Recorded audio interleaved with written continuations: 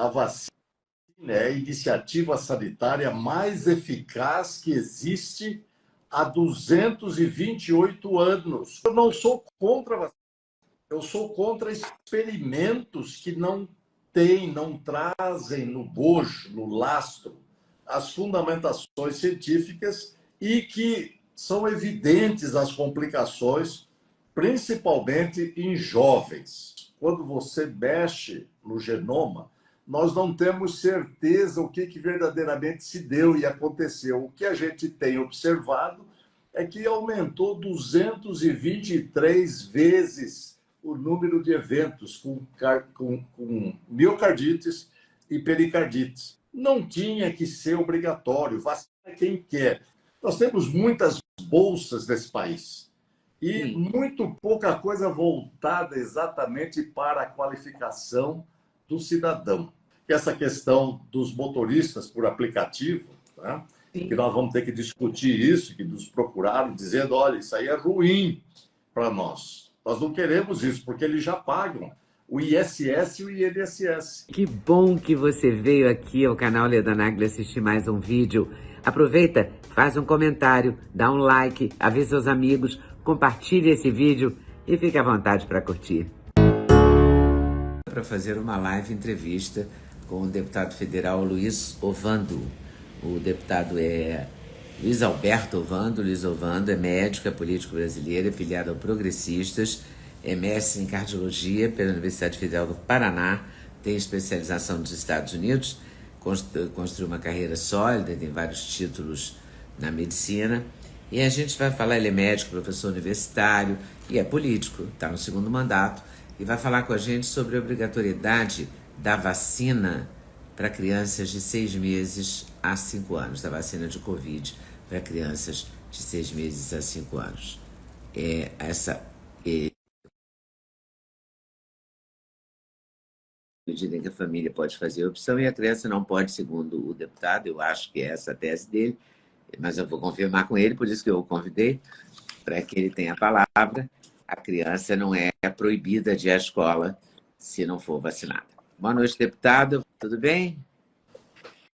Boa noite, Leda. Satisfação em vê-la e agradecer a oportunidade de a gente discutir e conversar sobre esse tema muito importante e palpitante. Muito bem. Obrigada, então. E qual é a sua posição, deputado? A minha posição, inicialmente, eu quero esclarecer aqui que, de uma maneira geral, o pessoal diz assim, olha, o doutor é negacionista, é contra a vacina e tal. Eu quero dizer para aqueles que nos ouvirem que eu não sou contra a vacina.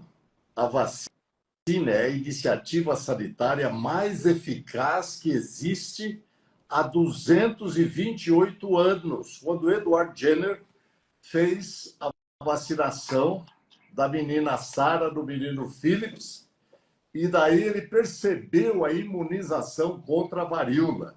E isso se espalhou pela Europa em torno de 1796. Então, eu não sou contra a vacina. Eu sou contra experimentos que não trazem no bojo, no lastro, as fundamentações científicas e que são evidentes as complicações, principalmente em jovens. E aí existe vacina de 6 meses a 5 anos, não se justifica, até porque a que está disponibilizada aqui no Brasil, que é a bivalente, ela é a alfa, o vírus alfa, lá do início em Wuhan, fim de 2019, entendeu? E os demais elementos mutantes do vírus, ou seja, as variantes, não são cobertas pela fração do RNA que está disponibilizado. Portanto, essa vacina, ela não imuniza, ela não evita a doença, ela não evita a transmissibilidade e ainda expõe os jovens, as crianças, adolescentes, a um risco cardiovascular comprovadamente estabelecido de mais de 2.500% de chance de se ter o problema.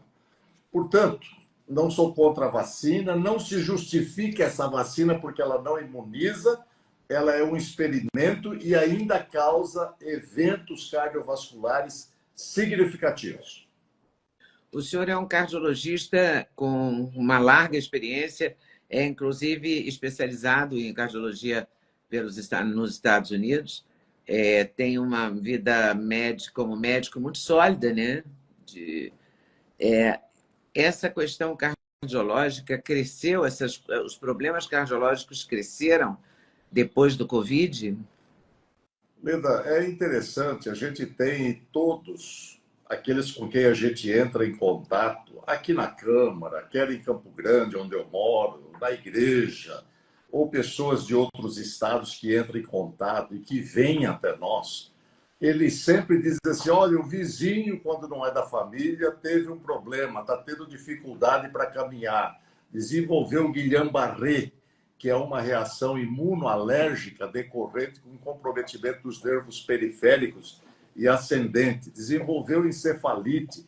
Mas se a gente for colocar isso de uma maneira bem estatística, a gente percebe que os eventos cardiovasculares, principalmente a miocardite e a pericardite, eles chegam em torno de 93% dos eventos. Então, veja que isso, nós, clínicos, cardiologistas, nós já conhecemos do passado. A doença reumática, que felizmente praticamente está extinta, existe alguns casos ainda, ela advém de uma reação cruzada de anticorpo contra o próprio organismo do indivíduo.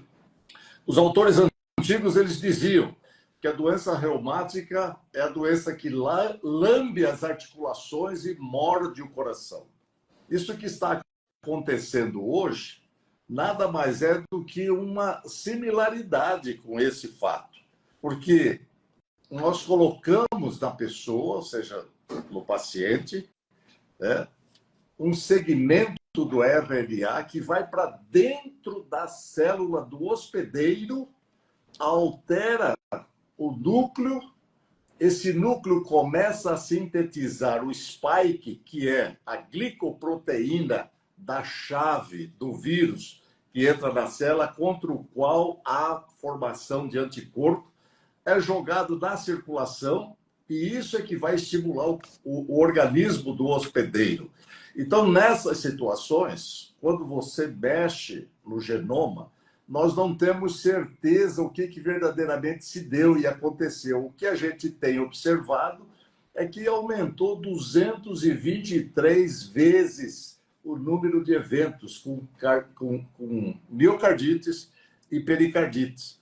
Então, nós não podemos fechar os olhos para a evidência. Se nós tivéssemos segurança da vacina, evitando inclusive a doença ou a transmissibilidade, nós poderíamos falar, olha, é o risco que se corre. Mas esse é um risco desnecessário, porque, na verdade, não imuniza, determina outras doenças, entende? E, na verdade, nós ficamos expostos, correndo risco desnecessário, e temos aí uma gama significativa. Você perguntou, aumenta o número de eventos? Nós temos visto pessoas jovens morrendo de AVC. Quando eu digo jovem, é abaixo de 30 anos. Nós temos visto criança com 13 anos fazendo miocardites e infarto do miocárdio. Por que isso? É porque esse spike é uma substância tóxica do vírus, fabricado pelo próprio organismo. E quando você tem alguma coisa tóxica dentro do organismo, o organismo reage através da circulação, ativando a cascata da coagulação, levando a um estado de hipercoagulabilidade. E aí entope. Claro que tem que ter um processo inflamatório do endotélio, aquela capazinha que envolve por dentro as artérias e arteríolas, e aí vai coagulando o sangue. Quando você coagula o sangue dentro do vaso, você impede a circulação e, consequentemente, impede a oxigenação do tecido. Se é no coração, um órgão vital, ele faz arritmia. Se é do cérebro, ele compromete a função, inclusive motora, sensitiva. Se é no intestino, ele apodrece o intestino. Se é na perna, necrosa. tem que amputar, e nós temos muitos casos no Brasil todo sendo mostrados dessa forma aí. Então não tem razão para a gente pegar e aceitar isso aí. Seja membro apoiador do canal Leda Nagli, custa R$ 1,99 por mês e você me ajuda a comemorar os 50 anos de jornalismo e a ter mais e mais entrevistas para você assistir. Clica no botão aqui embaixo para se tornar membro e saber mais detalhes. Valeu? Até lá! A gente tem ouvido muito falar em miocardite, o senhor também citou aí. O que é a miocardite? Como é que ela se manifesta? Independente de vacina, como é que ela foi descrita? O que uma pessoa que tem miocardite? Ela é tipo arritmia? A miocardite é como assim? O IT, em medicina, é sempre o inflamatório. É inflamação, né? Por exemplo, amidalite, inflamação da amígdala. Encefalite, inflamação do encéfalo. O IT já é isso. Isso. Miocardite, inflamação do miocárdio.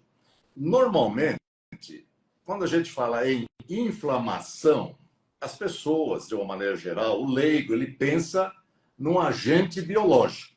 Ou seja, o vírus, a bactéria, a rickettsia, né? O parasita específico, como é o caso da doença de Chagas, você acaba causando uma miocardite localizada. E isso, no caso viral que nós estamos falando, ele leva a uma inflamação de todo o miocárdio. E alguns que são os partidários da vacina dizem, é uma miocardite leve. Não existe miocardite leve porque o coração é um órgão elétrico. Então, quando você inflama o coração, você naturalmente vai ter entre as fibras, que são as células miocárdicas, um processo inflamatório. E isso leva à desestabilização da membrana. E essa desestabilização da membrana, por ser o coração um órgão elétrico, você vai ter um descompasso da condução do estímulo que o próprio coração gera. O marca-passo, ele vai mandando o estímulo, mas quando ele pega uma fibra dessa, alterada, inflamada, inchada, muitas vezes ela não despolariza, que a gente fala, ela não entra em funcionamento, para entrar em funcionamento posterior à fase de recuperação do coração, causando arritmia. Então a coisa é séria, muitas pessoas morrem por arritmia, taquicardia ventricular, fibrilação ventricular, porque o coração está inflamado. Então essa história de falar, é uma miocardite leve, isso é desconhecimento de quem ainda não tem a experiência necessária, de muitos casos que se vê, o coração com arritmia, estando inflamado e instável, é um grande risco. E nós temos a responsabilidade de alertar para isso. O senhor fez um projeto de lei para não permitir que a obrigatoriedade da vacina de 6 meses a 5 anos entre no estatuto, estatuto de vacinação, hein? No PNI, do Programa Plano Nacional de Imunização, né? Isso. Isso o senhor acha que consegue essa aprovação? Consegue uma vitória nesse sentido? Sim, Leda. Eu quero apenas dizer o seguinte, fazer uma pequenininha correção. Não faça a correção que... Olha, fique à vontade comigo. Faça a correção que o senhor tiver que fazer. Porque o importante de uma entrevista é ela ser verdadeira. Né? É só uma questão de mérito daqueles que idealizaram o projeto. Deixa eu esclarecer aqui um pouquinho. Normalmente, o PNI, né, é o Programa Nacional de Imunização, que tem 50 anos. Ele foi estabelecido na época do governo Garrastazu Médici em 1973. Você deve se lembrar disso. Né? Nós, depois de uma certa idade, nós nos lembramos dessa coisa. Oi, pessoal. Passei aqui para falar do Sexteto Leda Nagli, do Sexteto de suplementos da Doctors First. Ômega 3, melatonina, coenzima Q10, K2, magnésio e cúrcuma. Cupom LEDA5, não vai esquecer. E use também a promoção que estiver em vigor no site. Vem comigo, Doctors First. Estou te esperando. Então, o que acontece? né, o PNI ele foi incorporando determinadas vacinas à medida que elas foram se mostrando eficazes, né, e úteis para proteger e evitar doença. E todas as vezes que você vai incorporar uma vacina, existe um processo de lei natural, né? Nós temos aquilo que a gente chama de a pirâmide, né, de Hans Kelsen, que é o estabelecimento do processo legislativo. Está no topo a Constituição. Logo depois vem as leis jurídicas, ou seja, as leis de uma maneira geral. E, por último, na base estão os atos administrativos, que têm muito pouca força. O que é importante é a Constituição e a lei. Muito bem, a lei, o projeto de lei, enfim, que se discute e faz. O que a ministra, ou seja, o Ministério da Saúde fez? Tem uma nota técnica, e baseado nessa nota técnica que não tem força de lei nenhuma, a ministra fez uma instrução normativa. A instrução normativa, ela visava orientar o funcionamento, ou seja, como fazer isso. A instrução normativa, ela não é lei, tá? Ela não atribui direitos, ela não tem condição de impor obrigações, penalidades a qualquer cidadão. E a ministra fez isso, o que é pior, não tem número, porque todo decreto, toda lei, toda instrução normativa tem número, essa daí não tem número. Então, os colegas aqui da Câmara, por isso que eu falei, eu vou fazer uma pequena correção, porque o projeto não é meu, o projeto chama-se Projeto de Decreto Legislativo, e aqui tem os doutores Frederico, de Minas Gerais, é médico, oncologista, o delegado Paulo Bilinski, a deputada Júlia Zanata, deputado Sócia de Cavalcante, que é o segundo vice-presidente da Câmara Federal, a deputada Bia Kicis e o deputado delegado Ramagem. Então, eles são os autores. Então, eu defendo isso daqui, venho já há muito tempo defendendo que nós precisamos ter mais cuidado e, se caso eu for convidado para ser alguma coisa disso aqui, em termos de relatoria e tal, eu estou pronto para fazer. Mas eles são os autores e a gente espera que a gente consiga evitar isso, porque instrução normativa não é lei, não tem força de lei, não pode passar por cima da Constituição e não há fundamento técnico-científico para colocar essa vacina no PNI. E essa norma quer colocar a vacina no projeto de imunização, como sendo oficial, ou seja, se a criança da escola pública não poderá assistir aula se não tiver tomado essa vacina. E isso que é pior, porque aí eles vão e eles recorrem, né, ao Estatuto da Criança e do Adolescente, o artigo 14, não, porque o pai é obrigado, tem que vacinar, enfim, não tem que vacinar. E, lamentavelmente, nós tivemos aqui, inclusive, alguns prefeitos do estado de Santa Catarina, eles assumiram uma posição dizendo não vai ser obrigado. Porque se você não tem fundamento, se não tem assinatura da ministra através de uma portaria, não tem fundamento científico para você colocar isso, né, no PNI, não tinha que ser obrigatório, vacina quem quer. E muito menos você colocar, né, impedimentos.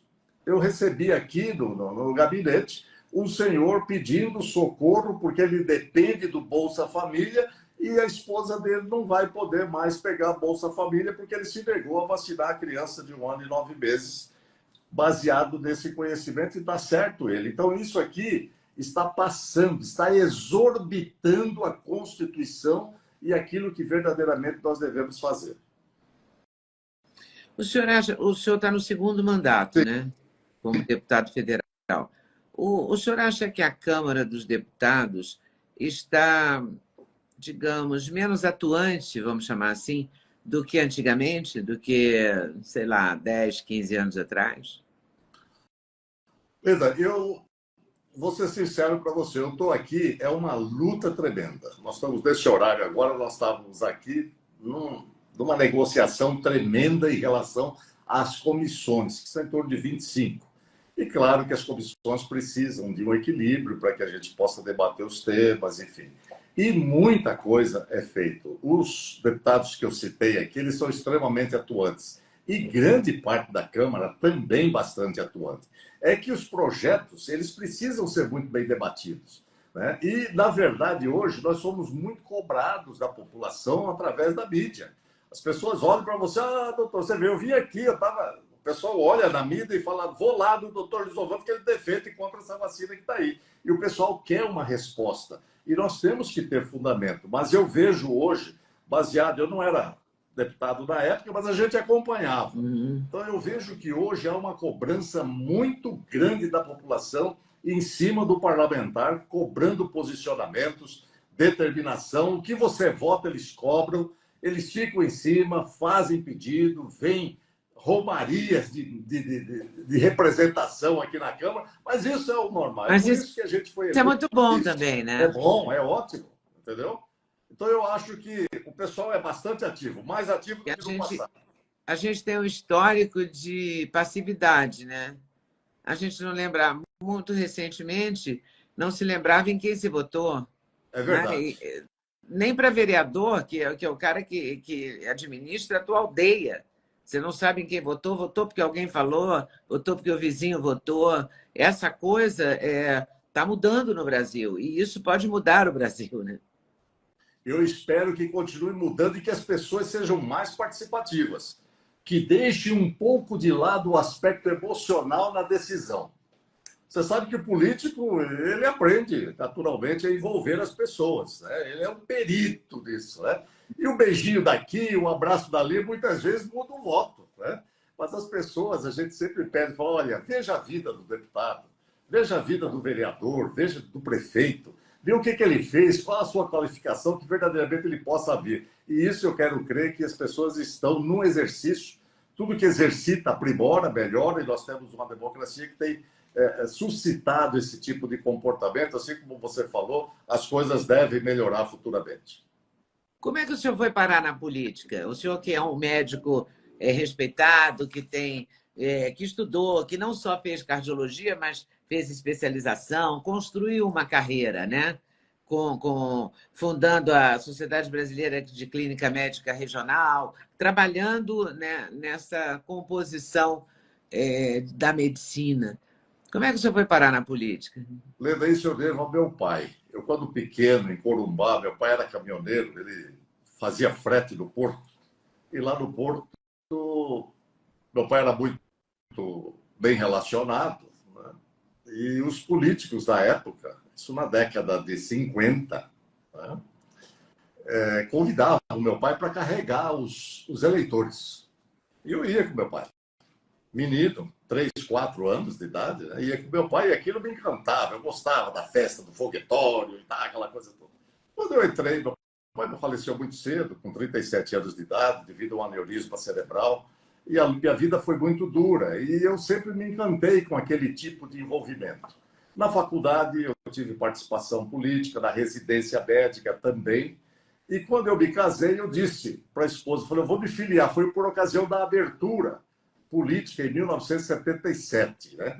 Falando 77, 78. Falei, eu vou me filiar a um partido. Ela falou, de jeito nenhum. Ou a política ou eu, né? Bom, eu falei, você é bonita, eu escolhi casar com você, nós éramos recém-casados, né? Eu falei, eu vou ficar com você e deixar a política de lado. E construí uma carreira acadêmica. Tivemos nossos filhos, enfim, aí eu me aposentei e falei para ela, eu gostaria de filiar no partido agora. Ela falou, agora eu te ajudo, né? Então, hoje eu sou deputado, depois de velho, né?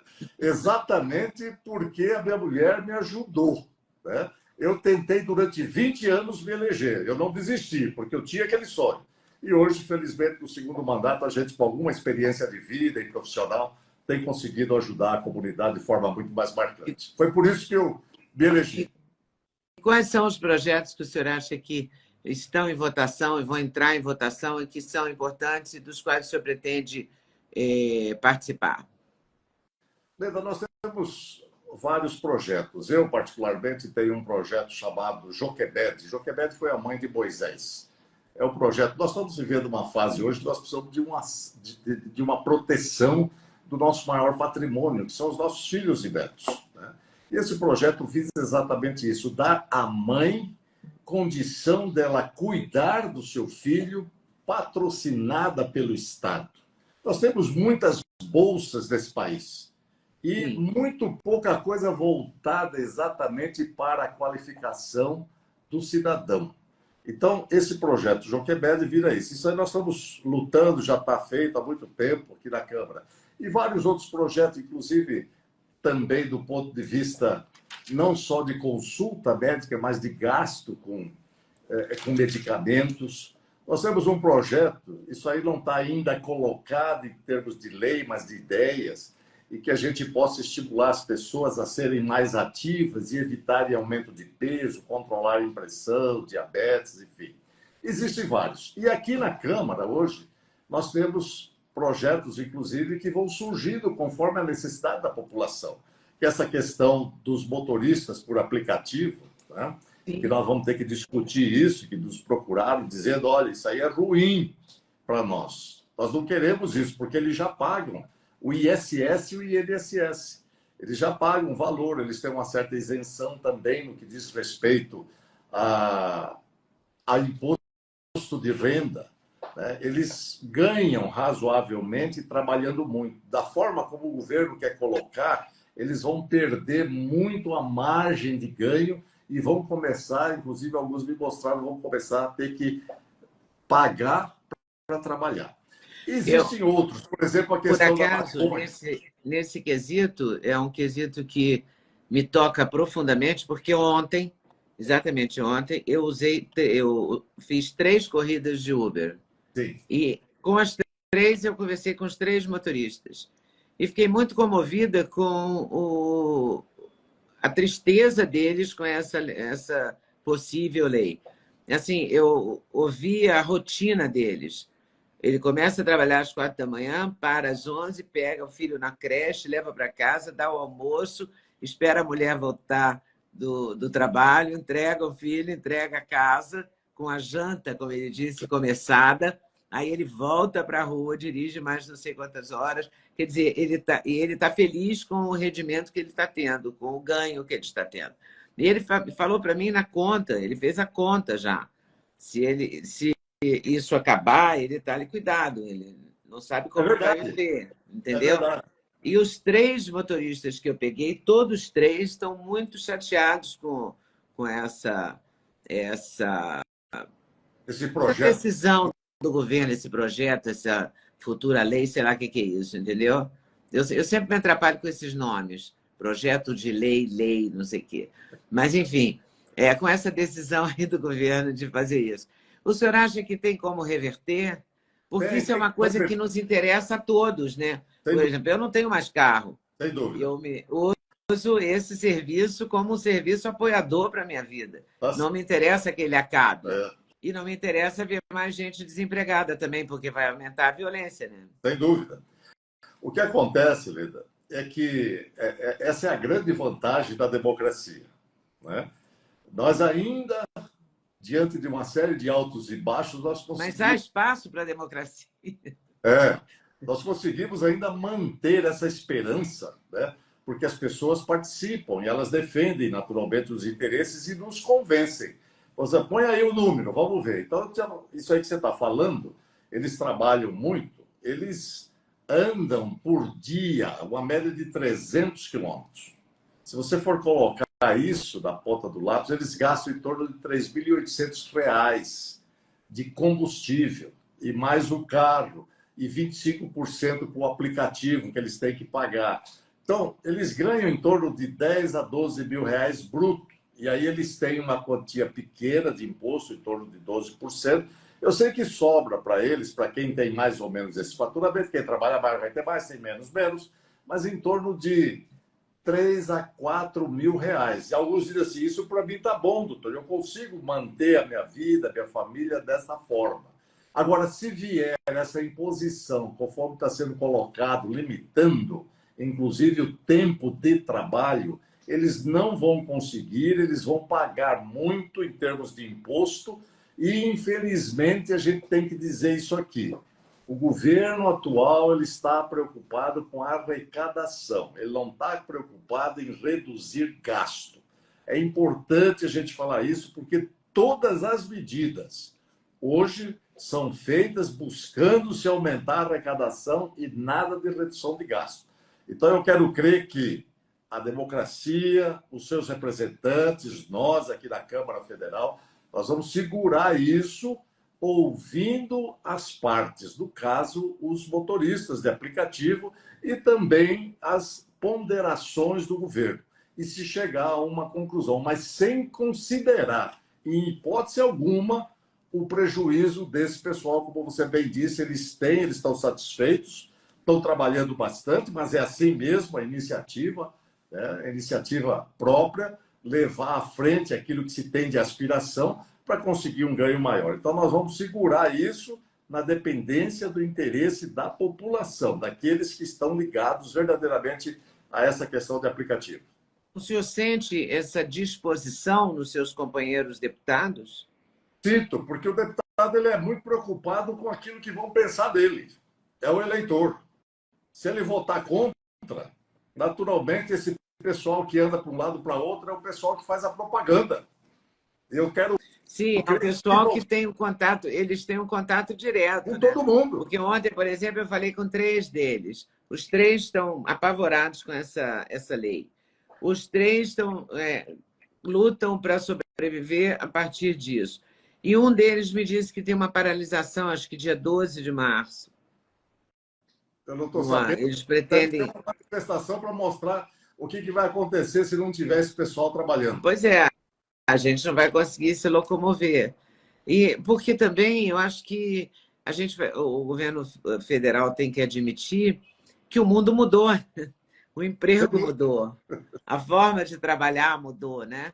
Eu agora estou aqui falando com o senhor da minha casa e eu estou trabalhando. Sem dúvida. E o senhor está aí na Câmara trabalhando, né? Sem dúvida. Estamos todos trabalhando. Não tem mais hora, não tem mais dia, não tem mais nada, né? A todo momento se trabalha. Sem dúvida, Leda.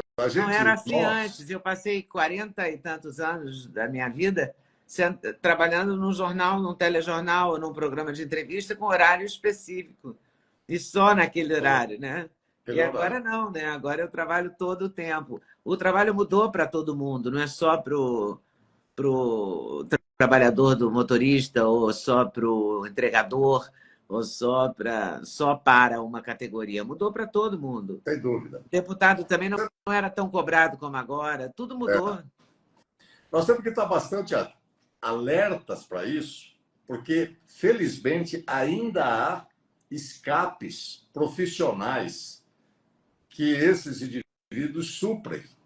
Se nós formos ver o livro do Jeremy Rifkin, É o Futuro do Trabalho, nós vamos ver que se a gente não cuidar e promover condições e espaço para que o indivíduo trabalhe dentro de muito pouco tempo, nós teremos aí 20% da população ativa provendo tudo o que os 80% mais necessitam. Isso é uma profecia dele. E isso é muito ruim, porque o Estado é o responsável pelo cidadão. E aí o Estado vai ter que prover recursos. E de onde virão esses recursos se você não tem produção de riqueza? Então, nós temos que deixar as pessoas tomarem as suas iniciativas e modular apenas, balizando e apontando caminhos. E as coisas vão surgindo na dependência do fato, de como as coisas vão acontecendo. Então, intervir nessa iniciativa dos aplicativos, eu acho de uma infelicidade gigantesca. O que você pode fazer, claro que o INSS, a aposentadoria, a doença, o SUS, precisam de recursos para suprir a necessidade da dependência quando ela surge.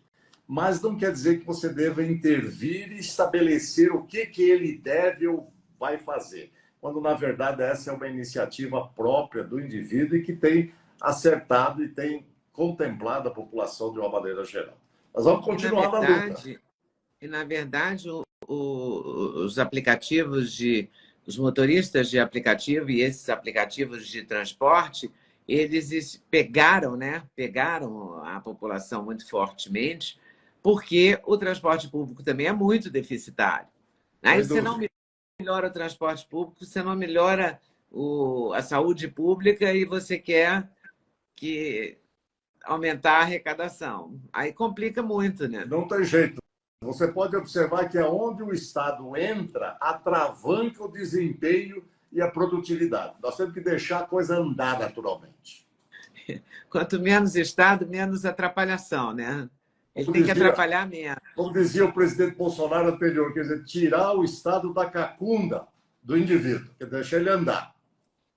Deixar ele ter iniciativa, e ele também se lutar pelas condições dele de Sem trabalho, né?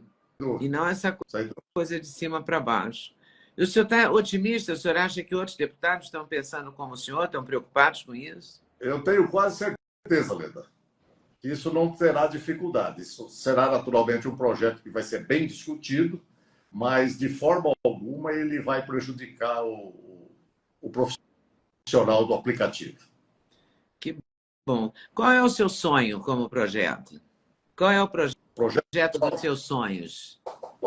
Bom, primeiramente, né, você pode observar para mim, eu não sou jovenzinho, É. graças a Deus eu sou saudável, o meu sonho é continuar saudável.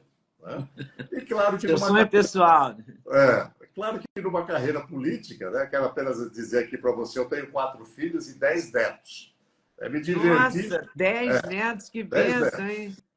Sou uma fera, turma, sabe? E você vê deixar o pessoal acompanhá-los em termos de crescimento. Eu já tenho neto da faculdade hoje.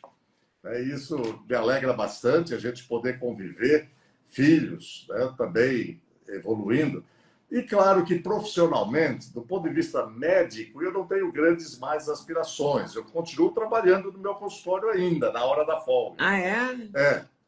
É que eu digo sempre para o pessoal, Lida, que eles me enganaram, falaram que deputado ganhava dinheiro.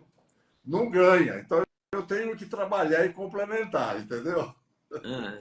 E outro sonho, naturalmente, dentro de uma carreira política, é você galgar passos mais elevados. Né? Eu sou deputado federal hoje, nada me impede de sonhar com o Senado. E aí, naturalmente, a gente vai trabalhar para isso. E de projeto político, assim, eu gostaria de fazer uma lei que... A lei, Leda... Gostaria de propor um projeto de lei que... Onde é que o senhor gostaria de atuar? Na Não, saúde? eu tenho atuado na saúde, e aqui vamos colocar uma coisa que eu tenho trabalhado muito. Né? Eu sou clínico. O clínico é aquele médico que resolve. O clínico é o maestro, É o né? maestro da orquestra. É o que resolve. Infelizmente, o nosso país está se enveredando por caminhos totalmente tecnológicos, distante do paciente e o paciente distante do médico.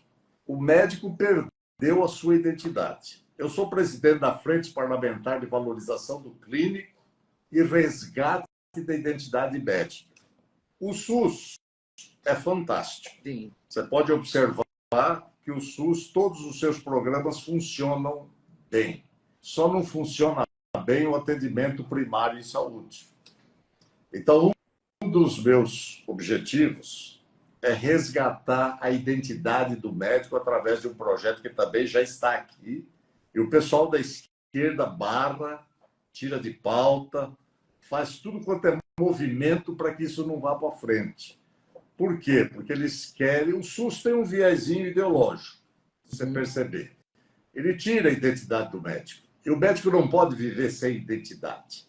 O médico é aquele indivíduo, assim como qualquer um de nós, você jornalista, fala, eu gosto de conversar com a Leda.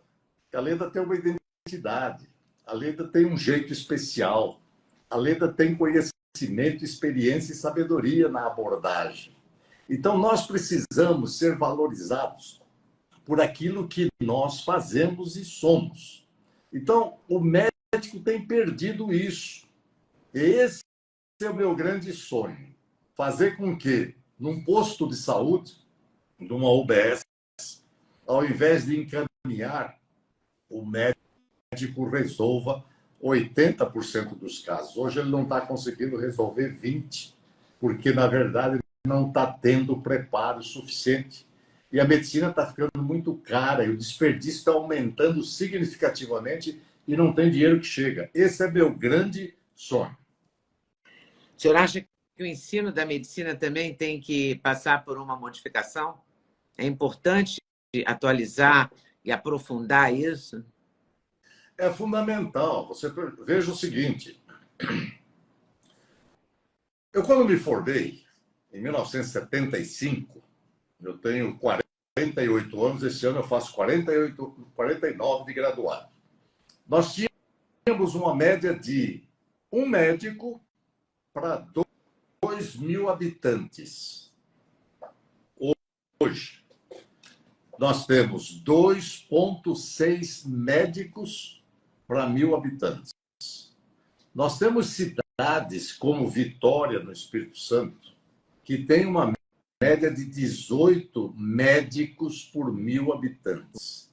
Mato Grosso do Sul, o estado todo, se você juntar, tem em torno de 5 médicos por 1.000 habitantes. Ao passo que o interior do Piauí, o interior do Maranhão, eles têm 0,6 médico por 1.000 habitantes. Então, nós, da forma como a coisa está indo, nós vamos chegar em 2035 com uma média de praticamente 4,6 médicos por 1.000 habitantes. Existe um processo correndo no Supremo em que o pessoal quer aumentar 60.000 vagas. A minha escola de medicina, onde eu me formei, em Campo Grande, na época Universidade Estadual, hoje Federal, era a 53ª escola. Hoje nós temos 400 escolas médicas e uma avalanche de pedidos para aumentar. Isso significa, não é que a gente não queira médico, a gente quer médico competente que resolva. Não é médico que fique apinhado em cidades grandes sem resolver o problema. E isso está acontecendo. Oi, pessoal. Passei aqui para falar do Sexteto Ledanag, do Sexteto de suplementos da Doctors First. Ômega 3, melatonina, coenzima Q10, K2, magnésio e cúrcuma. Cupom LEDA5, não vai esquecer. E use também a promoção que estiver em vigor no site. Vem comigo, Doctors First. Estou te esperando. Então, nós temos que parar, ter médicos que sejam efetivos na solução dos problemas e a pirâmide natural de todo o processo social. O especialista, o super especialista, ele vai galgar a posição na dependência da sua competência, né? E os demais, não que não sejam competentes, mas é conforme também a necessidade. Então, nós precisamos de muito mais clínicos do que especialistas em oftalmologia, ou especialistas do coração, ou especialistas em osso, reumatologistas e assim por diante. Então, isso é natural. Agora, para isso precisa atuação conjunta, né? Do SUS, do Ministério da Educação, do Ministério da Saúde, do Conselho Federal de Medicina e também da sociedade. Não ficar naquele apelo de todo mundo querer ter um parente ou um filho médico. Nós temos que diversificar a profissão e atender a todas as necessidades. E melhorar sempre o ensino na medida em que o conhecimento é a grande arma do ser humano. Sem dúvida, né? Sem dúvida. Deputado Luiz Ovando, muito obrigada pela sua disponibilidade, pela sua paciência, pelas suas explicações. Foi um prazer. Muito obrigado. Leda, eu que agradeço, né? É sempre muito bom. Eu já te conhecia de muitos anos, naturalmente, você sempre na televisão. E ser entrevistado por você e a gente fica à disposição para quando você quiser, né? Basta entrar em contato, nós teremos imenso prazer em atender o seu pedido. E muito obrigado pela oportunidade. Eu também. Muito obrigada. Tenha uma boa noite e sucesso nos seus projetos e nos seus apoios. Tá bom? Um abraço. Até mais. Que bom que você veio até aqui, que você assistiu as entrevistas. Agora eu vou te pedir para curtir, para compartilhar, para avisar para os amigos. Enfim, para curtir junto comigo meus 50 anos de jornalismo e se tornar membro apoiador do canal Leda Nagli. R$ 1,99 por mês. Não é muito, né? Mas é muito sim, porque é o seu apoio, é a sua presença, é a sua força nesses 50 anos e nesse canal. Tô te esperando lá, valeu? É só apertar o botão aqui embaixo, ó, e se tornar membro. É rapidinho.